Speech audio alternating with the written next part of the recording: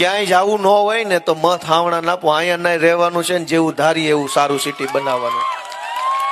ત્યાં સુવિધા નહોતી તો અહીંયા આવ્યા, ત્યાં કદાચ સુવિધા નહોતી છતાંય રહેતા હોત તો 5,000 માં પૂરું પડે.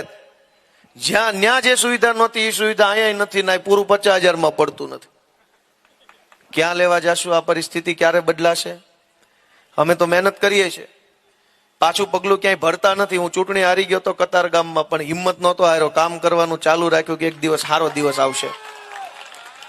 અનેક લોકોએ લોભમાં આવી, લાલચમાં આવી, ડરી જઈ, અતિ મહત્વકાંક્ષાઓમાં આવી જઈ, ભરમાઈ જઈને પાર્ટીઓ બદલી નાખી.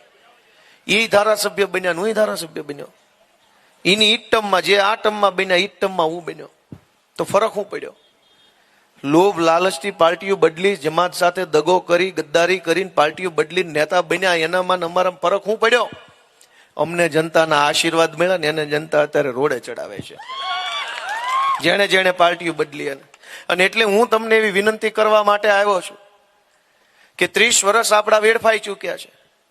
જે મારી જેવા, રેખાબેન જેવા, અમારા જેડી કથિરિયા હાજર નથી, પેલા ઈ હતા કામરેજના નેતા, રામભાઈ જેવા, જે કાંઈ 5-25 નેતા જે લડે છે જનતા માટે, એ વધ્યા છે, એને વધવા દેવા છે કે પૂરા કરી દેવા છે?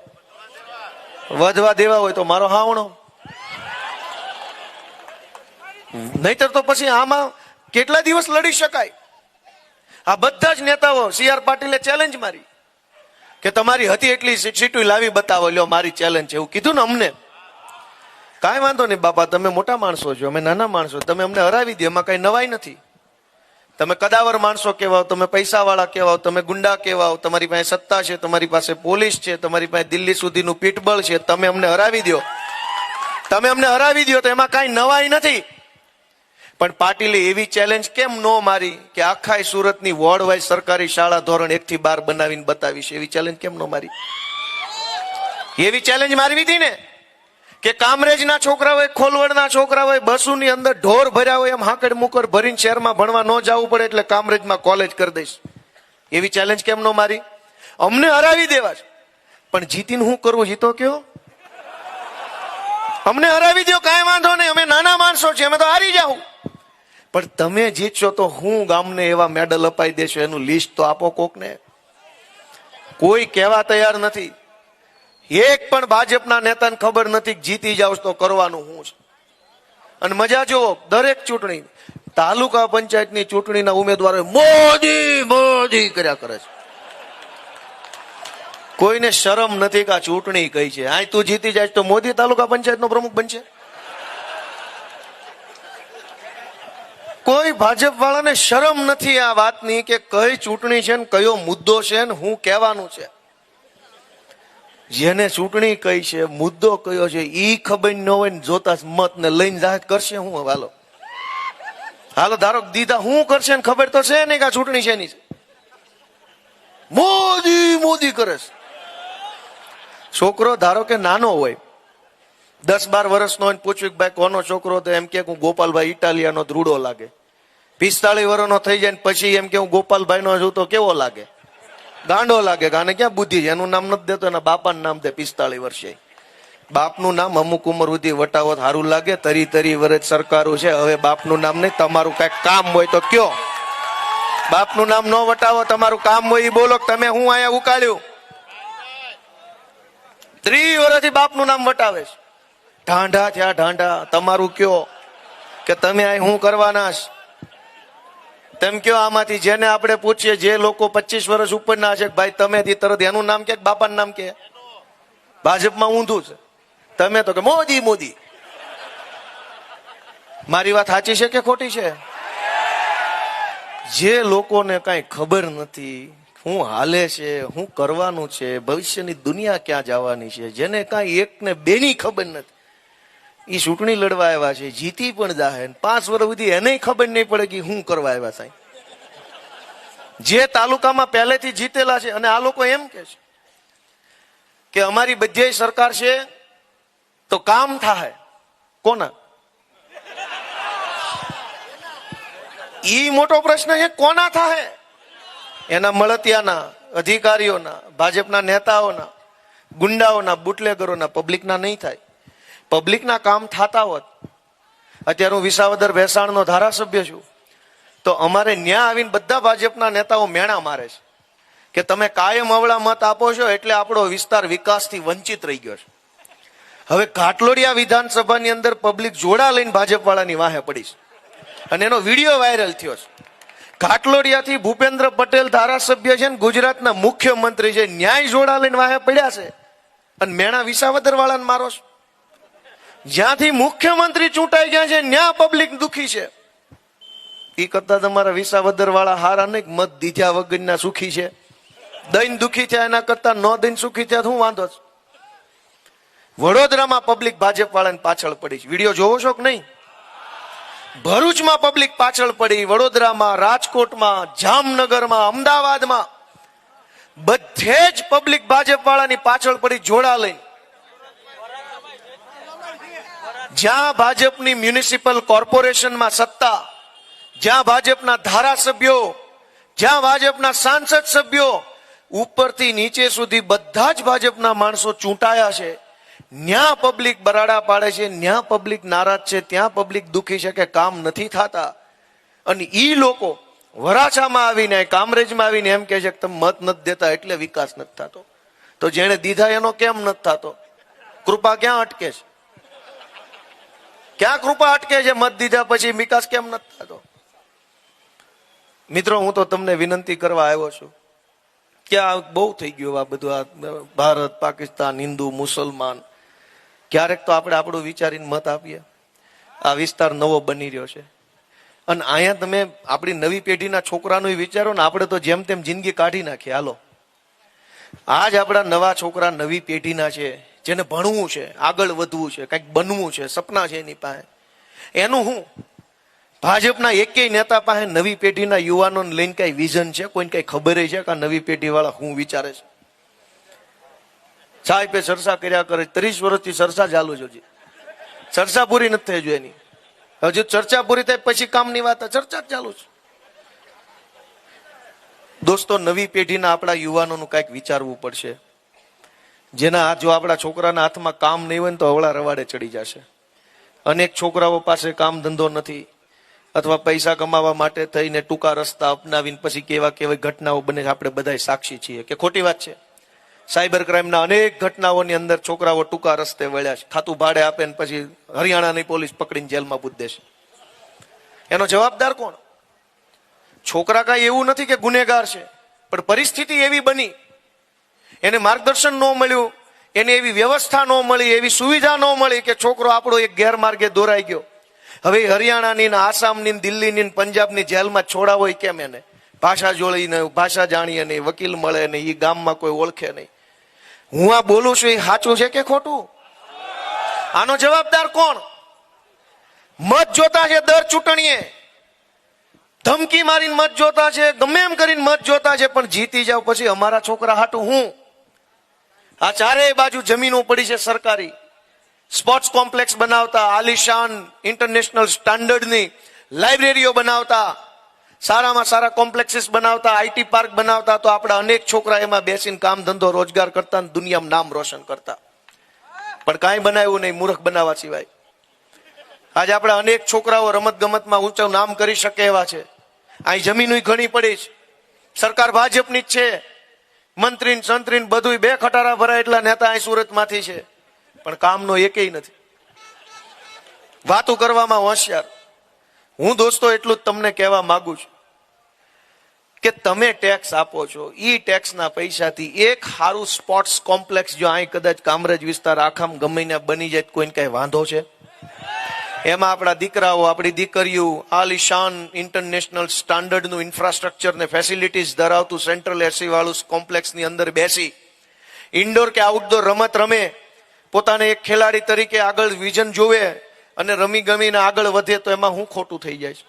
પણ એવું નહીં કરે ભાજપ વાળા. આજ આપણા અનેક છોકરાઓ યુપીએસસી ની, જીપીએસસી ની, જેડબલઈ ની, એનડબલઈટી ની, ડિફેન્સની અલગ અલગ અનેક સરકારી પરીક્ષાઓ આપવાની તૈયારી કરે છે. અનેક છોકરાઓ સપનું લઈને તૈયારી કરે છે. વાંચવા જવું હોય ક્યાં જવાનું? કયો મને બધા, ક્યાં વાંચવા જવાનું?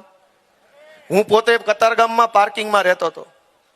અનેક લોકો આજની તારીખમાં નાના અને હાકડા મકાનોમાં રહે છે, પાર્કિંગમાં રહે છે, ગાળા ટાઈપના મકાનમાં રહે છે. ઘરમાં સભ્યોની સંખ્યા જાજી હોય, ઘરની અંદર તે ગૃહ વ્યવસાય બહેનો કરતી હોય, કોઈક ટીકી ચોટાડે, કોઈક લેસ પટ્ટાનું કામ કરે, કોઈક કંઈક સીવણ પટ્ટી કામ કરે, કોઈક બ્યુટી પાર્લર ચલાવે. ઈ જ હાકડા ઘરમાં રહેતો એક દીકરો કે દીકરી ભણવામાં હોશિયાર હોય અને વાંચવામાં બહુ મન હોય, પણ ઘર એટલું હાકડું હોય કે કયા રૂમમાં બેસીને વાંચવું. વાંચવા બેસે તો સામે આજુબાજુમાં બીજો અવાજ આવતો હોય, ગાડીઓનો અવાજ, છોકરા રમતા હોય એનો અવાજ આવે, ઘરમાં કંઈક કામ હાલતો હોય એનો અવાજ આવે. આ હું સાચું બોલું છું ખોટું બોલું છું?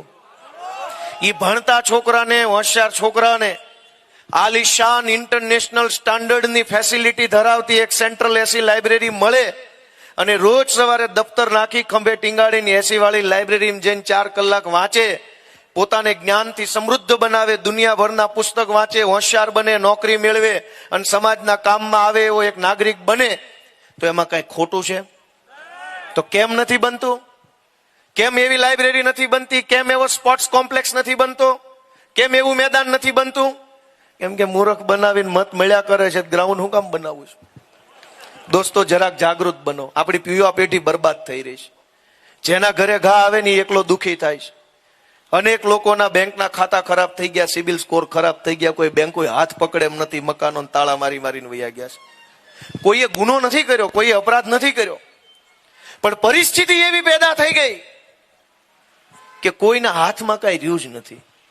ગાડીના હપ્તા ચડી જાય, મકાનના હપ્તા ચડી જાય, દીકરાને ભણાવવા લોનો લીધી હોય એના હપ્તા ચડી જાય, અને પછી બેંકો વાળા આવીને ધમકાવી જાય. આ પરિસ્થિતિ કોણ બદલશે? જ્યાં સુધી તમે રાજનીતિ નહીં બદલો ને ત્યાં સુધી એક પણ પરિસ્થિતિ ક્યાંય બદલાવાની નથી. દોસ્તો યાદ રાખજો. અમે તો બહુ તો શું કહીએ, રાજકારણીયામાં અમારું નામ આવ્યું છે એટલે કોકને એમ લાગે આ ખોટું બોલતા હશે, પણ અમે તો અમારી વેદના કહીએ છીએ કે આ પરિસ્થિતિ બદલવી બહુ જરૂરી છે. નહીતર આપણી નવી પેઢીના છોકરાઓ માટે કોઈ રસ્તો નથી વધવાનો. કોણ વિચારી શકે? તમે એમ વિચારો ને કે નવી પેઢી માટે કયો નેતા વિચારી શકે? એમ કયા નેતાની અંદર એટલી બુદ્ધિ છે જે આવનારા ભવિષ્યનું વિચારી શકે? આઈટી ને એઆઈ ને આવા બધા શબ્દો છે. પૂછો કોકને, આખું નામ તો પૂછો, બોલી બતાવે તો કહેજો ને. તો કેવી રીતે તમે કોના હાથમાં કમાન હોપો છો?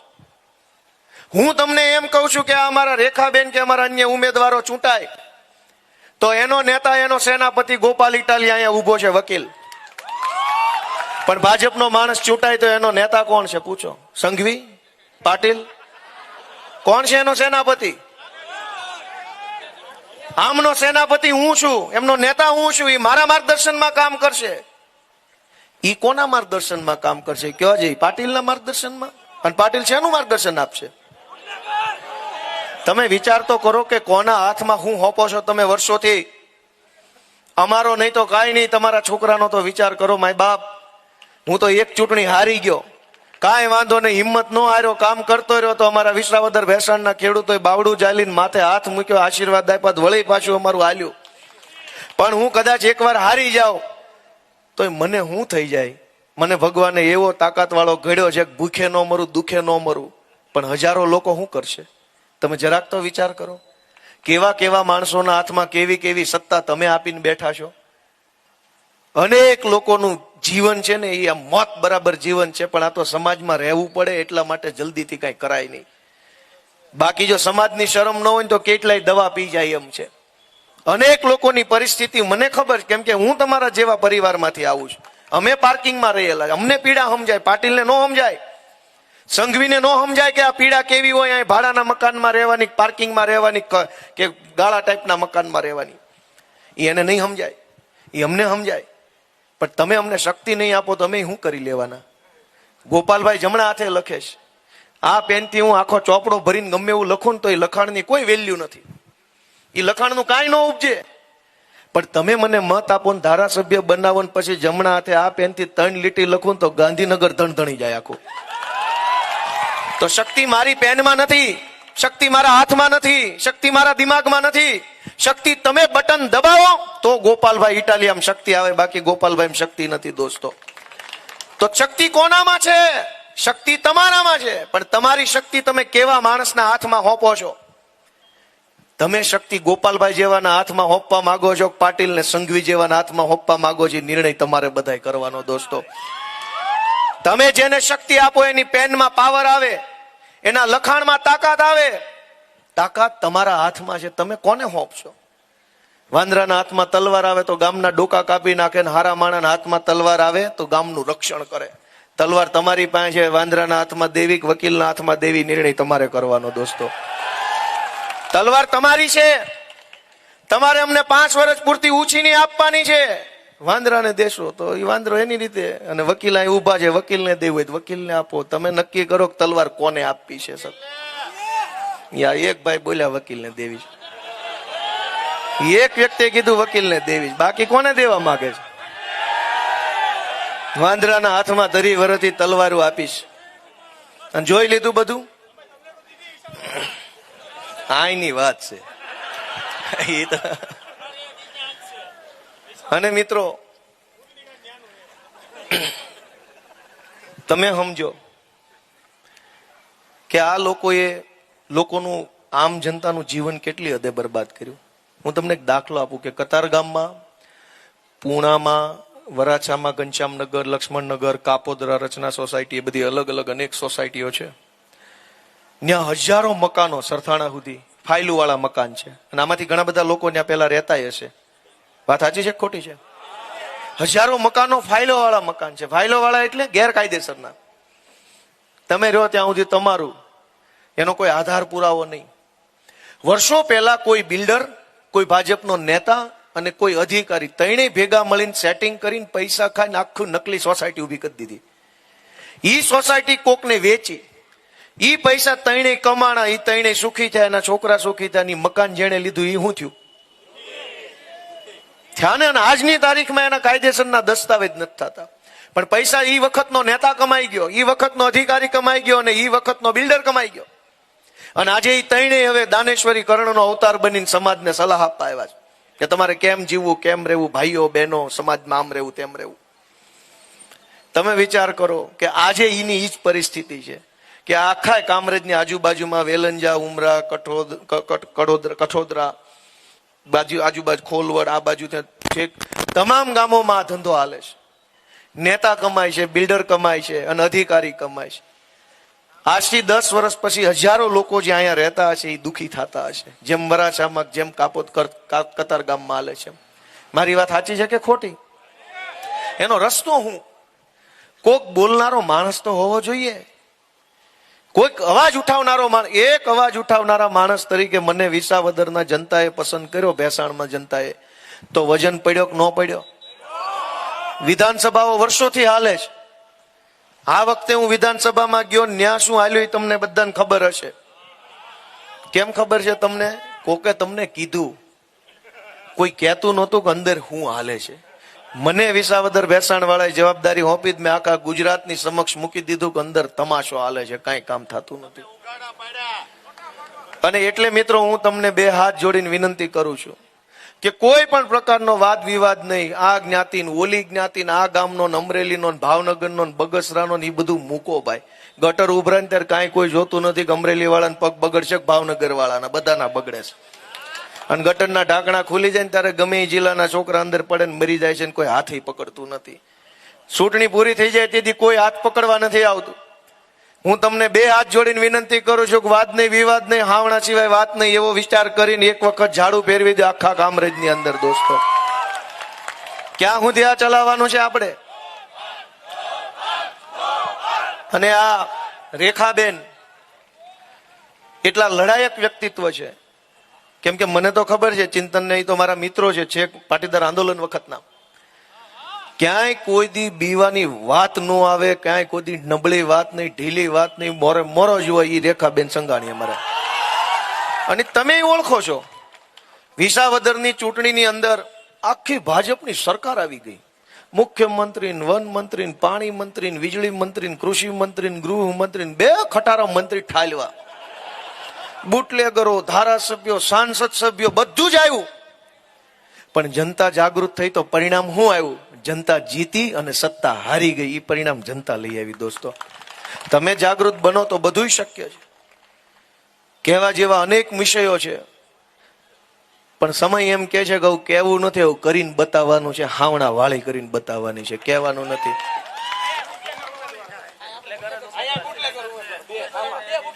તો તમને નવાઈ લાગે છે? પ્રદેશ પ્રમુખ જ બુટલેગર હોય, એમાં તમે તાલુકાના ઉમેદવારની ક્યાં કથા માંડો છો? તમને વળી એમ લાગે કે તમે કઈ બહુ નવી શોધ કરી નાખી, આઈન્સ્ટાઈને જેમ ઓલું ગુરુત્વાકર્ષણનો નિયમ શોધ્યો એમ તમે કઈક શોધીને લઈ આવ્યા ને ગોપાલભાઈને કીધું. આખી પાર્ટીનો પ્રદેશ પ્રમુખ બુટલેગર હોય, એમાં તાલુકા સીટ પર બુટલેગર ઉભો રાખ્યો, એમાં વળી તમે ઠેકડા મારો. આખી દુનિયા જોવે એમ બુટલેગરને પ્રદેશ પ્રમુખ બનાવ્યો. તેથી તમને નવાઈ ન લાગી? તેથી 3 વર્ષ આખા ગુજરાતના કહેવાતા આગેવાનો એને બધા મોટા મોટા માણસો ખભે બેહારીને ફેરવો, ત્યારે એની હિંમત થઈ ને તાલુકા સુધી બુટલેગરો લાવવાની.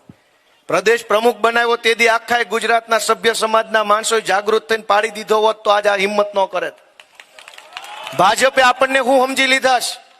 ભાજપે આપણને ભાજી મૂળા સમજી લીધા છે. ગમે એવો ગાંડો ગંધારો ગુંડો લફંગો મૂકશું તો ગામ જીતાડી દે, એટલે એ ગમે એવા મુકેશ, ગમે એવા માણસને પ્રદેશ પ્રમુખ બનાવે, ગમે એને ટિકિટ આપે, ગમે એને ધારાસભ્ય બનાવે, ગમે એને ગમે એ બનાવી દે. શું કામ?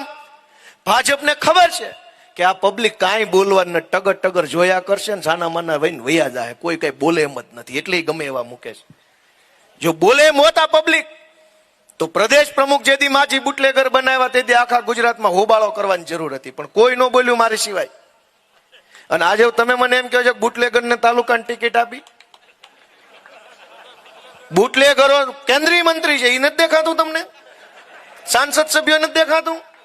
તમે ઉભા છો એટલે તાલુકા ટિકિટ મળી એનો વાંધો લ્યો. ઠેઠ થી ઠેઠ સુધી બુટલેગરો બેઠા છે. દોસ્તો જરાક જાગૃત બનો મારા બાપા. આમાં અમારું કાંઈ નુકસાન નથી. મેં તમને કીધું એમ હારતાય શીખી ગયા ને જીતતાય શીખી ગયા છે. હવે તો જે થાય એમાં વાંધો નથી, પણ પબ્લિકનું શું થાય? આવું ને આવું હાલતું રહે તો કેવી રીતે આપણો સમાજ કેમ આગળ વધશે? કોઈ શિક્ષણની વાત નહીં, કોઈ દવાખાનાની વાત નહીં, કોઈ સારી સુવિધાની વાત નહીં, કોઈ પ્લાનિંગ નહીં, કોઈ જાતનું કોઈ પ્લાનિંગ નહીં. જુનાગઢથી ભેસાણનો રોડ બને છે, હવે પ્લાનિંગ જોવો, 3-4 વર્ષથી બને છે. રોડ છે 9 મીટરનો અને વચ્ચે વચ્ચે જ્યાં નાળા આવે એ નાળા 15 મીટરના. હવે 10-15 નાળા બનાવ્યા પછી મેં રજૂઆત કર્યા પછી ગાંધીનગરમાં બેઠેલા સાહેબોને ખબર પડી કે રોડ કરતા નાળાની લંબાઈ વધી જાય છે, તો હમણાં ઓર્ડર કર્યો કે રોડના માપના નાળા કરવા. 3 વર્ષથી રોડ 9 મીટરનો, નાળું 15 મીટરનું. હવે એને એવું નક્કી કર્યું કે નાળું 11 મીટરનું કરવું.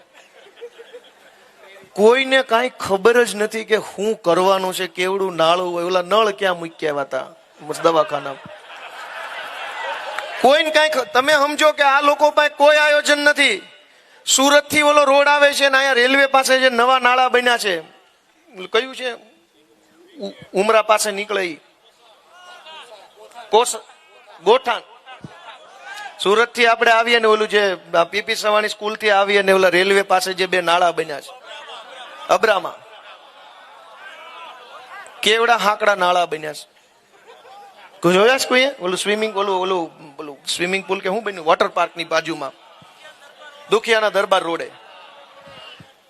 અવડું મોટું ગામ આયા વસ્યું, ઉમરા, વેલંજા, કઠોર, કેટલો મોટો વિસ્તાર ડેવલપ થયો છે. ભવિષ્યમાં કેટલાય વાહનો નીકળવાના છે, ખટારા નીકળશે, 4 વ્હીલરો નીકળશે. દુનિયાભરના માણસો અત્યારે સુરતમાં જાય છે અહીંથી ગામમાં. અને રેલવે સ્ટેશનની રેલવેની નીચે જે નાળા બનાવ્યા છે કેવડા બનાવ્યા જોયા કોઈ? કોઈ આયોજન જ નથી. ગમે ત્યારે ગમે એવું બનાવીને ભાગી જવાનું, પછી ગામ મુર્દાબાદ મુર્દાબાદ 10 વર્ષ કરે ત્યારે પાછા આવે ગમે તમારું આ કરી દીધું. પહેલેથી સારું કેમ નથી કરતા? પહેલેથી સારું કરો ને ભાઈ, વિચારીને કરો ને, 10 વર્ષનું વિચારો ને. હું તમને એટલી વિનંતી કરું છું કે આગલી ચૂંટણીનું નહીં, આગલી પેઢીનું વિચારીને હાલે ને એવા માણસોને એકવાર મત આપો ને તો સુખી થાવું આપણે. આ ચૂંટણી તો ચૂંટણી વિચારવા વાળા છે. ચૂંટણીથી આગળ આમની કોઈ બુદ્ધિ હાલે એમ જ નથી કે આવતી ચૂંટણીમાં કોને ટિકિટ મળશે ને મને નહીં મળે તો કોની સામે હું પડીશ. આપણું પ્લાનિંગ કરે કે એની ટિકિટનું પ્લાનિંગ કરે? આવતી પેઢીનું કેદી વિચારશે? મને તો ઘણું કહેવાનું મન છે, પણ હવે રાત બહુ જાજી થઈ ગઈ છે. પણ હું એટલી વિનંતી કરું કે તમે બધાય જવાબદારી લેજો. ખાલી હું મારો મત આપી દઈશ એમ નહીં હાલે. 10 મતની જવાબદારી લેજો કે મારી સોસાયટીમાંથી એકેય માણસ મત આપ્યા વગરનો બાકી નહીં રહી જાય ને એવી હું સ્વયંભૂ મહેનત મારા છોકરા માટે કરીશ, એમ જવાબદારી લઈને જાજો અહીંથી બધા. બાકી નહીં હાલે, બાકી નહીં હાલે. કેમ કે કઈ રેખાબેન બહુ તો હારી જાય, હાલો નહીં મત મળે તો એમાં શું થઈ જાય? હારી જાય તો કઈ વાંધો નહીં, પાછા કામે વળગી જાય જે કરતા છે. પણ હજારો લોકો શું કરી શકશે? નહીં, રેખાબેન છે, અમારા બીજા બહેનો છે, રામભાઈ છે. રામભાઈ 2 ચૂંટણી ઉપરા ઉપરી હારી ગયા, ભલે કાંઈ વાંધો નહીં, હિંમત નથી હાર્યા. પણ જે જીતી ગયા એનું શું છે? એની પાસે કોઈ દી સાંભળ્યું કે ભાઈ હું આરટીઓ નું એક શાખા કામરેજ ઠેઠ લઈ આવીશ, તમને ઠેઠ પાલ ધક્કો નહીં થવા દઉં? રોજ ઉઠીને એમ કહેવાનું સરકાર અમારી છે, ડબલ એન્જિનની છે, કામ થશે તો કરાવો, લ્યો એક આરટીઓ અહીં ખોલી દો સબ શાખા કામરેજમાં. નહીં થાય, ન થાય એમથી. કોઈનું કાંઈ હાલે એમ જ નથી. મોદી કરવા રાખેલા છે બધા. ચીયર લીડર્સ થી છક્કો લાગે એ પપુડું વગાડવા રાખ્યા એટલે પપુડા વગાડી શકે. એ એમ કે હું છક્કા મારીશ એવું ન હોય. છક્કા મારવા વાળા બેટ્સમેન હોય, આ પપુડા વાળા છે. ચીયર લીડર્સ ની જેમ મંત્રી બનાવ્યા છે કે જેવો મોદી કઈક બોલે તો અહીંથી પપુડા ચાલુ કરે, મોદી મોદી મોદી.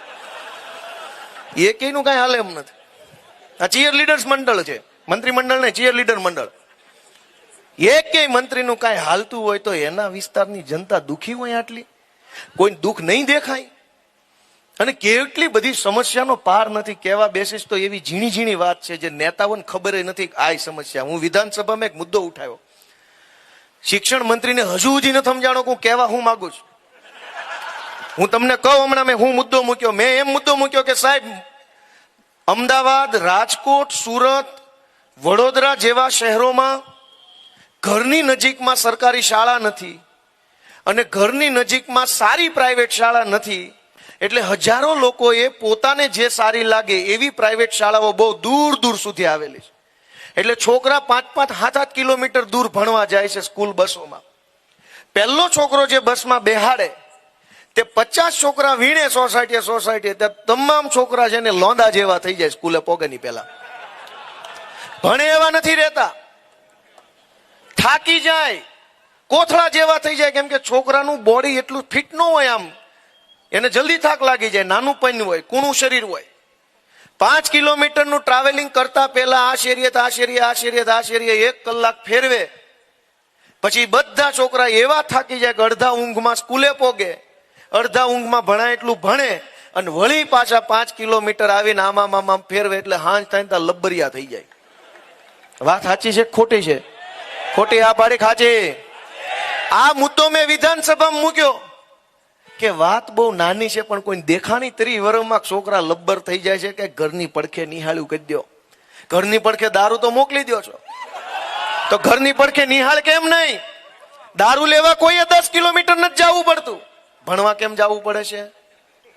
તો કોઈને 30 વર્ષથી વિચાર નથી આવતો કે છોકરા ભણવા મોકલીએ છે આવી રીતે આમાં 2 કલાક રખડાવા નથી મોકલતા. અને એ જેની બસ આવતી હોય એની વાત છોડો, વાન આવતું એને શું કરવાનું? ઓમની વાનમાં છોકરા ભણવા જાય છે, એ કેમ બેઠા હોય છે? કેમ ઈ ભણે એવા રહેશે કે નથી રહેતા? અને ઘરે આવે ત્યારે લેશન કરે એવા, રમે એવા રહેશે કે નથી રહેતા?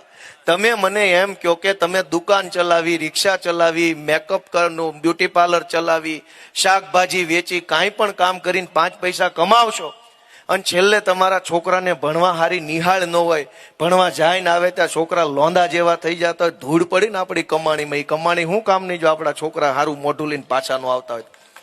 શીણવાઈ ગયેલા મોઢા લઈને પાછા આવે છે.